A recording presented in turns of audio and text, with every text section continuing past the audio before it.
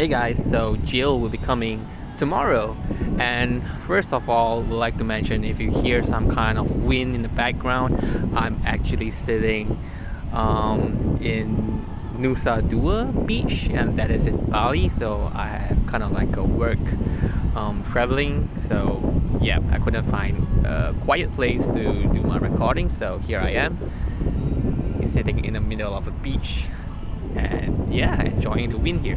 But anyway, let us quickly go to Jill kit. So first, I have already removed evaluation regarding her FR. I did mention it in her kit, but I think there's no reason for me to give a score for FR anymore, because most of the characters, as I mentioned, they would probably have a generic FR, and even if they don't, then just use them as echo. There's already a lot of units that have generic FR, so you just pick one of them, right, and pair them together with Jill.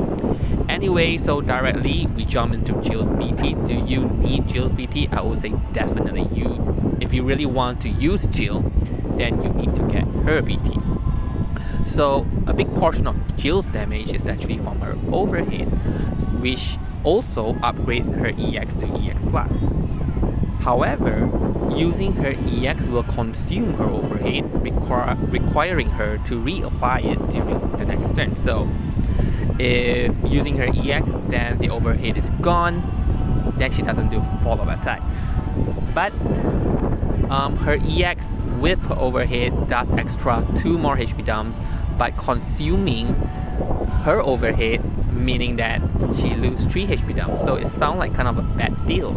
But with her BT, after she consumes her overhead, at the end of the turn, she will use her S2 ability, which is the non-attacking ability, and reapply back her overhead debuff, and then do 2 follow-up attack. So without her BT, she will be very awkward to use.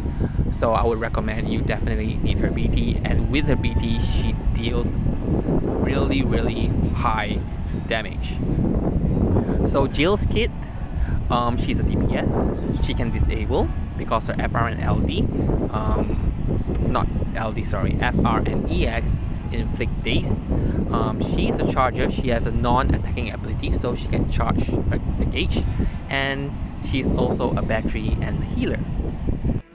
So how to use Jill's kit?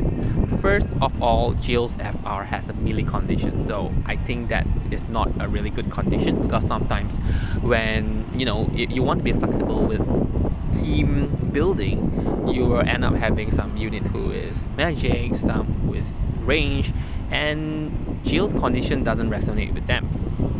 Okay, so I wouldn't recommend to use Jill's FR as main, but she has a good FR, and using her FR echo, especially when you get the HP damage bonus up to 999, she will do a lot of damage. So her FR together with her follow-up attack, that is insane. Definitely a very strong nuke button to use, a skill to use. So apart from that, she's currently probably the only DPS that we have right now that can charge the gauge. So sometimes if you use character like Astos, and let's say he starts first during the fight, you kind of like have to skip a turn, and then you pass on maybe to character like Aerith, Rosa to charge the gauge, back into Astos, then he use his FR. Which, if you are comfortable with that, it is fine. But Jill, basically, you can start like charge gauge, and then if you want, you can like use a Luna Freya call. Instantly, she can go into BT and then go into FR. So it really makes setting up much easier, because she can do so many things at once, which I really like that about the kit. But what best is she can bring 2 follow-up attackers. So you can bring Core, you can bring Wise, you can bring Noctis, and usually, when you have a team with a DPS and you have Core and Wise, for example, then you lose out a Force Gauge charger. Okay, then your fight is going to be longer, because you got to take a lot of turns before you can fully charge the gauge. But now Jill can do that, so you can actually bring 2 yeah, you can bring 2 follow-up attacker, and she worked perfectly fine with them because she fulfilled the role as a charger. So just imagine if you have Core, Weiss, and Jill, they will be doing a lot of damage. Like Jill herself, I kind of like miscalculated before in my video regarding DPS ranking and tier list. So after I recalculate, she's actually one of the top 5. In fact, it's like top 2 or top 3. The reason why is because I miscalculated that she can use EX twice in BT phase.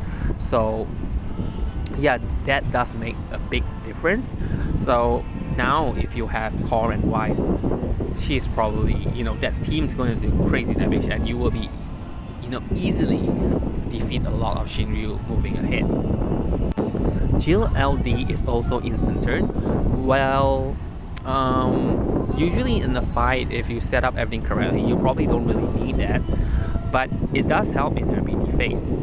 So let us talk about her BT phase. If you go to a BT phase, start with S1 and then use her EX.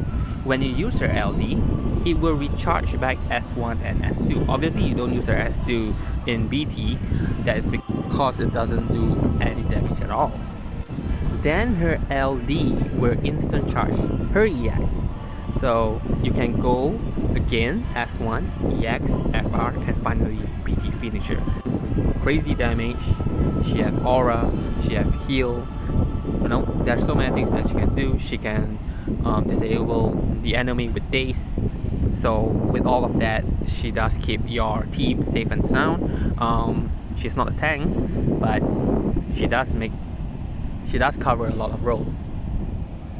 For Crystal Passive, I do recommend U4 because U4 allows her, there's a chance where her EX can instantly recharge. So if you are in a BT phase and if any of that EX instantly recharge, you will deal even more damage, and you can couple that with Anacro's LD call, so that also gives you another chance to instantly charge your EX. So with that combined, probably you can at least trigger 2 or 3 instant EX.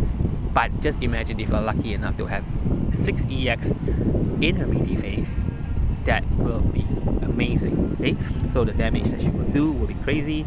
In JP, I do not have U4 because I did not go for White Crystal. But in GL, I do have U4. The reason I get U4 is actually for Anna Crow herself. But after reviewing Jill's kit, she's actually great with it. But I'm not too sure if I want to pull for her because I've been PTing several BTs past months. So I kind of want to save up a little. Anyway, I'm giving her a score of 9 out of 10. She actually has a very solid kit, very high damage, provide support, provide charging, provide disabling. So yeah, she does cover a lot of role. Okay, so if you do want her and you like a DPS, definitely Jill will be a good pick. And I also kind of wanted to address because there is a lot of people that say Jill is really good. Some say Jill is safe skip. Personally, I was kind of having a similar thought, yes, she's good, but maybe not that good. But upon close review on how to actually utilize her kit and optimize her kit, she is really good. Okay, so yeah, but do you need her? Well, technically, if you ask me that kind of question, I'm going to give you the same answer. Do you need anyone? Should you skip anyone? Is anyone mandatory at this point? Well, most of the fight we can end it as long as you have the critical roles like a DPS, support, and utility role covered. You can win most Shinryu. So if you put it that way, yes, nobody is mandatory. So look in your roster, analyze it, identify what role you're missing. Do note that we have content like Dare to Defy, so if you have several characters that cover similar roles, it is also an advantage. Yeah, so with that, okay, personally, I'm not pulling for a kit. I kind of have enough DPS already to get by until probably several months down. No fight in JP at this moment. Even the current Odin fight that we have today in JP was a joke. Okay, so yeah, pull for your favorite. Okay, so if you like her, just go for her. Okay, and good luck and have a good day.